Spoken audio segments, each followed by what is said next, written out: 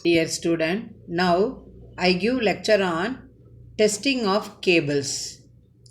Under testing of cables, we studied about the introduction, preparation of the cables samples, dielectric power factor test, high voltage test on cables. Now we studied about the introduction to testing of cables. Cables are very important electrical apparatuses for power system like transmission of electrical energy by underground cables. They are very important for transmitting voltage signals at high voltage levels. For power engineers, large power transmission cables are the importance and testing of power cables is considered here only. Of the different electrical and other tests prescribed, the following are the important to ensure that cables withstand the most severe conditions that are likely to arise in service. Different tests on cables.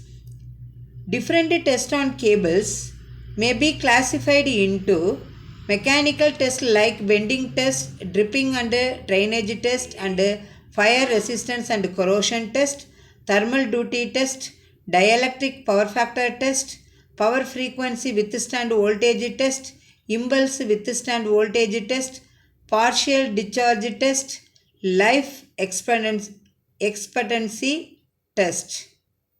Here only these are the electrical tests which are described, that is the test 3rd and 3rd to 7th. Now you see the circuit diagram. This figure represents the cable and terminals. So the preparation of the cable samples. Now you see the circuit diagram. The circuit diagram consists of conductor, paper heavy electrode, that is high voltage electrode, porcelain pushing, specially shaped sheath, electrode configuration, and then the first figure represents the resistance grading, second one is electrode configuration, third one is the termination used in the laboratory. For over voltage and withstand test, samples have to be carefully prepared and terminated. Otherwise, the excessive leakage or end flashovers may occur during testing. The normal length of the cable sample used varies from about 50 cm to 10 meter. The terminations are usually made by shielding the end conductor with stress shield or termination to relieve the ends from excessive high electrical stresses. A few terminations which are shown in figure. During power factor test, the cable ends are provided with seals so that the surface leakage current is avoided from the measuring circuits. This is the preparation of the cable samples. What are the key points I told? I am mentioning here only. Then dielectric power factor test. The dielectric power factor test can be done using the high voltage carrying bridge.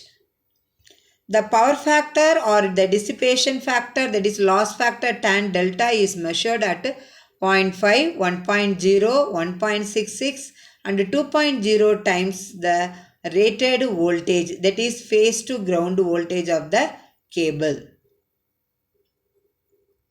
The power factor maximum value and the difference in power factor between the rated voltage and 1.66 times the rated voltage between the rated voltage and 2 times the rated voltages are specified.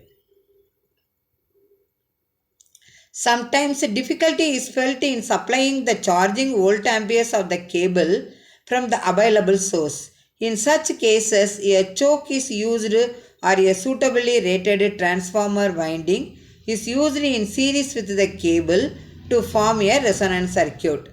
This improves the power factor and raises the test voltage between the cable core and the sheath to the required value when a source of high voltage and high capacity is used. The scaring bridge has to be given protection against over voltages in case breakdown occurs in the cables. Then we studied about the high voltage test on the cables. The cables are tested for withstand voltages by using the AC power frequency, DC power frequency and then power frequency of impulse voltages. At the time of manufacture, the entire cable is passed through the high voltage test at the rated voltage to check the continuity of the cable. The cable is tested applying the alternating current voltage, that is AC voltage of 2.5 times the rated value for 10 minutes. There is no damage to the cable insulation. The type tests are done on the cable samples using both a high voltage DC and impulse voltages. The DC test consists of applying 1.8 times the rated DC voltage of negative polarity for 30 minutes and the cable system is said to be fit if it withstands the test. For impulse test, impulse voltage of the prescribed magnitude as per specifications is applied and the cable voltage of the prescribed magnitude and the cable has to withstand 5 applications without any damage. Usually after the impulse test, the power frequency dielectric power factor test is done to ensure that no failure occurred during the impulse test.